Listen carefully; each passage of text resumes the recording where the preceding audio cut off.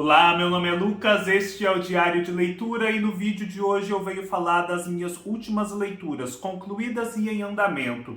Eu vou falar de Crônica de uma Morte Anunciada, do Gabriel Garcia Marques, de Água Funda, da Ruth Guimarães, dos dois livros do Cortázar que eu li desta coletânea, Fim do Jogo e As Armas Secretas, também da experiência que eu tive lendo esse livro de apoio, Escorpião Encalacrado. Vou falar um pouquinho também da conclusão que eu fiz da biografia do Mário de Andrade, Em Busca da Alma Brasileira, escrita pelo Jason Tércio, e do porquê ela me levou a ler esses outros dois livros. Vou falar da releitura que eu fiz de Perdoa-me por Me Traíres e Boca de Ouro, do Nelson Rodrigues, e por fim do livro que eu estou lendo no momento, que é Antes do Baile Verde, da Lígia Fagundes Telles. O momento a partir do qual eu vou falar a respeito de cada livro estará aqui na descrição do vídeo. Começando então por Crônica de uma Morte Anunciada, talvez o primeiro livro que eu leio agora na vida adulta do Gabriel Garcia Marques. Eu digo vida adulta porque eu estou certo de que eu li ou O Amor nos Tempos do Cólera ou 100 Anos de Solidão quando eu era adolescente. Mas isso foi há muito tempo e num período assim a respeito do qual eu me esqueci completamente, então eu não me recordo de nada da experiência. E eu tentei recentemente começar a ler 100 Anos de Solidão. Eu não estava desgostando do livro, mas eu estava um pouco incomodado com o ritmo excessivamente acelerado. Dei um passo atrás, achei que não era o momento. Li Crônica de uma Morte Anunciada, adorei. Esse é um livro que subverte um pouco do esquema do romance policial, porque ele vai tratar de um assassinato dizendo logo na primeira linha quem foi assassinado, o protagonista já morre na primeira linha, nas páginas seguintes como ele foi assassinado e por fim já por volta da página 22 quem foram os assassinos. E aí você me pergunta o que sobra para esse livro, né? O que sobra para ser contado? Sobra muita coisa. E o Gabriel Garcia Marques tem o talento aqui de sustentar a atenção do leitor até o final para descobrir como esse assassinato, que tinha tudo para ser impedido, não o foi. Como que todo um povoado ficou sabendo do que iria acontecer e não fez nada para impedir, ou se o fez, não conseguiu impedir o fato. É interessantíssimo, eu já fiz um vídeo aqui no canal para esse livro, em que eu explico em detalhes o funcionamento da trama. É um vídeo assim, meio que sem spoilers, porque é muito difícil falar em spoilers num livro desse, mas vale muito a pena a leitura e eu gostei de ter começado a ler Gabriel Garcia Marques por ele. Recomendo para outras pessoas que vivam uma situação semelhante à minha. Depois eu li Água Funda, da Ruth Guimarães, um clássico da literatura brasileira, que no entanto ficou por muito tempo esquecido e de uma forma muito injusta. A Ruth Guimarães é uma escritora que lançou esse livro em 1946 e que tem uma carreira brilhante. Ela foi uma das grandes intelectuais do Brasil no século XX. Ela foi iniciada nos estudos do folclore pelo Mário de Andrade. Ela também tinha formação em letras clássicas, tanto é que ela é a tradutora de O Asno de Ouro, do Apuleio, hoje em dia publicado pela editora 34. E em 1946, mesmo ano de lançamento de Sagarana, ela chega às livrarias com Água Funda, que foi um livro até muito bem recebido na época. Nós temos aqui críticas do Álvaro Lins, do Brito Broca e do Antônio Cândido, todas elogiosas ao livro. E eles eram os grandes críticos do século XX. É um livro que se passa no campo, no interior, assim como Sagarana, e que vai retratar um pouco daquela visão mágica que as pessoas têm do mundo. Não é um livro sobre o sobrenatural, em que o sobrenatural desencadeia os fatos, mas em que as pessoas, ao vivenciarem os fatos aos quais nós podemos dar outras explicações, explicam-nos de uma forma sobrenatural. A gente tem aqui um povoado, a gente tem uma fazenda, a fazenda de Nossa Senhora dos Olhos d'Água, desde os tempos da escravidão até os tempos mais recentes. Então a gente tem um panorama de tudo o que aconteceu. E as histórias vão se sucedendo e vão se costurando umas às outras de uma forma muito fluida, muito orgânica. E a gente tem primeiro as histórias centradas num eixo narrativo, que é o da Sinhá Carolina, a grande fazendeira do lugar, uma mulher assim com uma personalidade muito difícil. E depois as histórias se amalgamando em torno da história central, do amor entre Joca e Curiango e por fim de como o Joca ficou louco. E no final de tudo, a primeira história principal se entrelaça com a segunda história principal. A gente vai ouvindo muito daqueles causos que esses lugares têm e é uma delícia de se ouvir. A gente vai tendo acesso à paisagem do lugar, aos costumes, e a Ruth Guimarães faz isso de uma forma muito sensorial, sem precisar ficar descrevendo. Eu digo que nesse livro é como se a gente conseguisse sentir o cheiro das flores e ouvir o canto dos pássaros, tanto que é potente o lirismo nele. E a gente então vai tendo essa explicação que as pessoas da roça vão dando para os acontecimentos, que são explicações mágicas, que atribuem os fatos ao mal olhado, à coisa feita, à feitiçaria, a uma praga, coisa que o valha. Mas a gente percebe também as mudanças socioeconômicas que foram acontecendo. Afinal, a gente sai de uma sociedade escravista, chega a uma sociedade em que há uma companhia que dirige a fazenda, em que se instala uma usina com uma feição mais industrial. É um livro assim formidável, de uma beleza incomparável para você ler numa tarde e conhecer a obra da Ruth Guimarães. Também há vídeo aqui no canal em que eu explico melhor a biografia e a obra da Ruth. Dentro do projeto de leitura coletiva do Cortázar, desde o último vídeo de leituras do mês, eu li Fim do Jogo e As Armas Secretas. Fim do Jogo é uma coletânea com 18 contos, sempre excepcionais, e por fim, Armas Secretas é uma coletânea com 5 contos, mas 5 contos longos. Tanto é assim que eu acho que no final das contas, Armas Secretas tem mais páginas do que Fim do Jogo. Em Fim do Jogo eu destacaria 3 contos que para mim foram fenomenais. Há vídeo no canal, mas eu destacaria As Mênades, que é um conto em que um homem vai a um concerto e nesse concerto há uma experiência assim catártica do público com a orquestra. Tanto é a excelência que o público percebe naquela execução musical, e é como se no final das contas houvesse um intercurso sexual entre a plateia e a orquestra. É uma coisa no plano do símbolo, mas quem chega ao conto com esse olhar vai perceber. Tem também A Flor Amarela, que é um conto sobre duplos. Eu achei muito interessante esse conto porque eu detesto esse tema do duplo, eu sempre tenho muita dificuldade para acessar o que eles estão dizendo, mas nesse aqui eu achei que o tema do duplo funcionou muito bem e eu consegui curtir a história. É uma história de duplo por analogia, ou seja, a pessoa encontra alguém semelhante a ela, mas não igual. Ela é analogamente idêntica a ela, ou seja, há equivalências entre as vidas e não identidades absolutas. E eu achei essa forma de duplo muito mais eficaz. Há também um conto, Os Axolotes, que é assim, deslumbrante, só mostra a capacidade do Cortázar. É um homem que vai em um aquário e há ali uma espécie de peixe, os axolotes, que são muito estáticos, que ficam ali olhando para o vidro com seus olhos dourados, encarando os transeuntes. E esse homem então é absorvido por esse olhar e no conto nós vamos tendo contato com a experiência dele de olhar e dos próprios axolotes ao serem olhados. Tanto é intenso essa troca de olhar que o homem se transforma no peixe e a consciência dele, de um certo modo, fica aprisionada no peixe. Falando assim parece uma loucura, mas na verdade o conto fala muito do estado meditativo, daquele estado de consciência pura, de desligamento dos elementos externos, de extrema concentração. E ele consegue falar de algo assim tão fugitivo, tão sutil, através dessa imagem do peixe e do homem. É fenomenal. Agora, em As Armas Secretas, essa coletânea de 5 contos, nós temos aquele que talvez seja o principal conto do Cortázar, O Perseguidor. E eu digo que esse livro aqui do Davi Arrigo Júnior foi de grande valia na compreensão desse conto, porque, na verdade, esse conto traz de forma exemplar o que é o projeto literário do Cortázar. E esse livro, ao falar sobre o projeto literário do Cortázar em termos gerais, iluminou o conto O Perseguidor.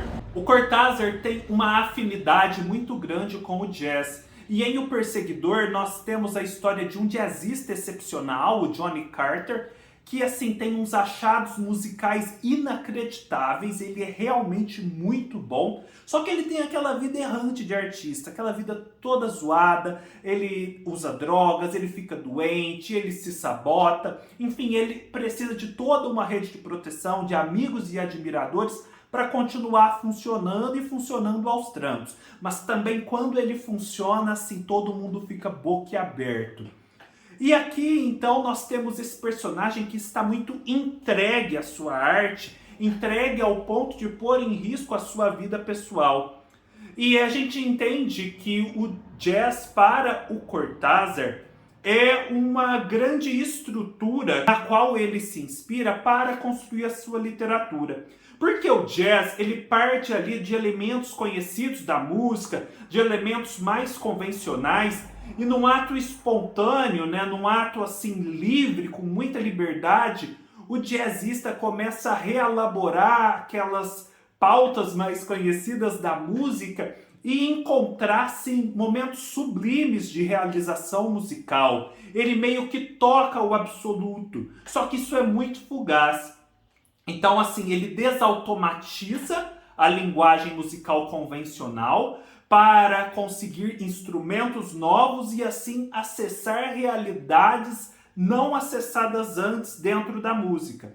É o que procura fazer o Cortázar com a sua literatura. Segundo Davi Arrigut Jr., o Cortázar se insere numa tradição de criadores críticos, ou seja, são escritores que estão hiperconscientes do processo de realização e construção da sua literatura. Então é uma literatura que no processo de se construir pensa a si mesma e critica as suas próprias ferramentas.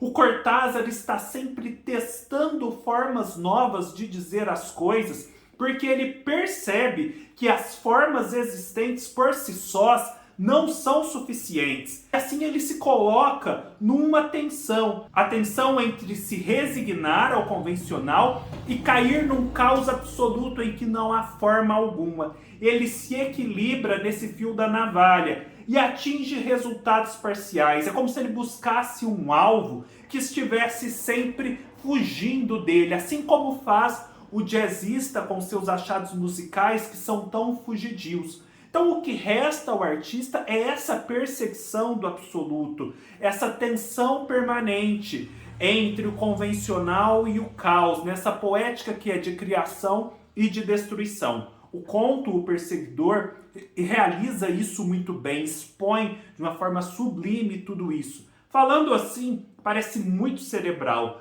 mas o Cortázar consegue fazer isso de uma forma que interessa e chama a atenção de todo mundo. Eu concluí a leitura da biografia do Mário de Andrade, escrita pelo Jason Tércio, chamada Em Busca da Alma Brasileira. Eu já havia comentado essa leitura no vídeo anterior, é uma leitura que estava me agradando bastante. Só posso dizer que o livro continuou a me agradar, eu continuei a achar a vida do Mário de Andrade muito interessante e inabarcável, no seguinte sentido: por mais que a biografia que eu li tenha umas 500 páginas, ela não é suficiente para dar conta da vida do Mário, porque o Mário foi um polímata, um homem muito múltiplo e que teve muitos efeitos sobre a vida nacional, se relacionou com muita gente. Então é preciso expandir essas leituras para compreender de vez o Mário de Andrade. E 2 capítulos que estão no final do livro me chamaram sobremaneira a atenção e eu vou expandir aí a minha pesquisa deles em outros livros, que é a do exílio que o Mário de Andrade teve que enfrentar no Rio de Janeiro por conta de uma série de vicissitudes decorrentes da ascensão de Getúlio Vargas ao poder.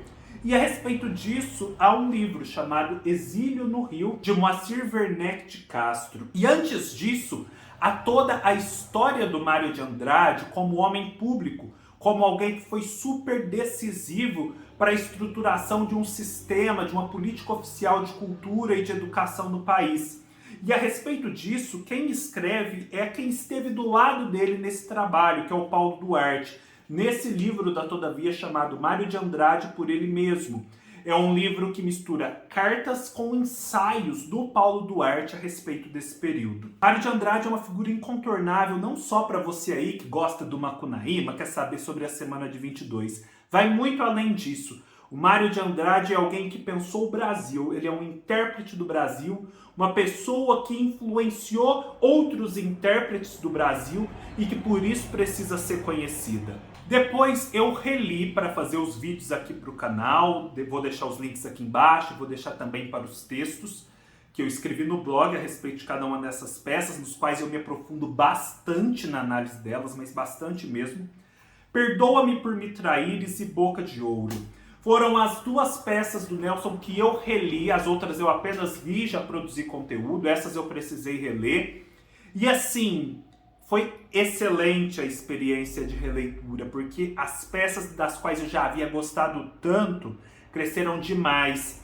E assim, eu consegui perceber a discussão que o Nelson Rodrigues estava tentando propor com essas peças, porque não estava muito claro para mim. Eu percebia que a peça era interessantíssima, muito bem construída, mas não era claro para mim o que era aquele sentido mais profundo que parece sempre haver nas peças do Nelson. Aqui em Perdoa-me por me traíres, tanto no vídeo quanto no texto, e sobretudo no texto, eu avanço a hipótese de que o Nelson Rodrigues está tentando falar da relação entre o amor e a morte. Por detrás daquelas declarações como a do título Perdoa-me por me traíres, a adúltera deve ser sempre perdoada, a adúltera está em busca do amor impossível, não está apenas um blefe, mas está toda uma concepção de mundo. É como se o Nelson Rodrigues pensasse que quem ama, ama para evitar a morte sozinho. Sendo a morte inevitável, sendo a morte tão aterradora, a ideia de morrer com alguém, morrer do lado de alguém, parece ser ideal, porque ela torna a morte mais fácil, torna a morte mais palatável. Então quem busca o amor, quem erra buscando o amor, quem trai buscando um amor perfeito, um amor suficiente para vencer a morte, está fazendo justamente isso, tentando lidar com a morte. E se os atos são desencontrados, se os atos são desesperados, é porque também o medo da morte é aterrador. Há uma relação de equivalência. A peça fala disso, na minha opinião, e no vídeo e no texto eu explico como eu chego a essa conclusão. E aqui em Boca de Ouro nós temos uma pegada diferente. Nós temos o Nelson falando sobre a representação do real, a percepção da realidade. Digamos assim, é uma peça meio cortazariana do Nelson. Porque nós temos, de um lado, o Boca de Ouro, que é um bicheiro, alguém do mundo do crime, que pretende ser uma figura mítica no lugar e acaba conseguindo isso. E nós temos a Dona Guigui, a ex-amante, que nos fornece 3 relatos diferentes a respeito de um determinado episódio da vida do Boca de Ouro, que são os únicos praticamente através dos quais nós podemos conhecer essa figura. Então, é como se a figura do mito fosse uma figura necessariamente contraditória, fugaz, de difícil acesso. Não se sabe ao certo o que ela viveu e quem ela foi. Mas justamente essa maleabilidade permite que quem se refira ao mito se refira de um tal modo que projete as próprias expectativas, as próprias concepções de mundo sobre o mito. O mito, então, é uma possibilidade de autoafirmação das pessoas em suas várias contradições. E a peça é muito boa para mostrar como os seres humanos são contraditórios. Ora falam uma coisa, ora falam outra. Mas por detrás dessa contradição há uma coerência interna, que é uma coerência interna pautada sobretudo pela necessidade de sobreviver, pelo instinto de autopreservação.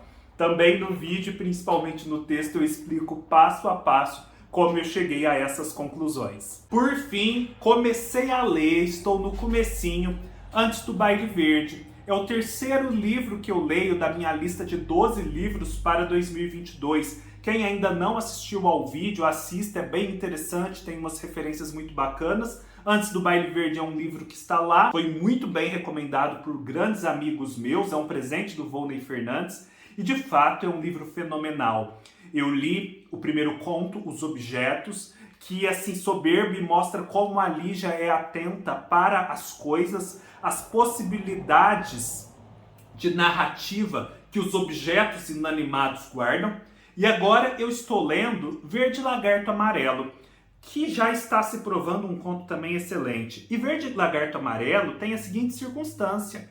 A própria Lígia Fagundes Telles, numa entrevista que eu assisti, que ela deu para o Manuel da Costa Pinto, afirma que Verde Lagarto Amarelo é o seu conto favorito. Ou seja, é o conto favorito da escritora de uma série de contos excepcionais. Então só pode ser um conto muito bom mesmo. Enfim, estou super empolgado com esse livro. Quando ler por completo, venho aqui falar mais a respeito com vocês. Se gostaram do vídeo, deem um like, deixem seus comentários, se inscrevam no canal e até mais!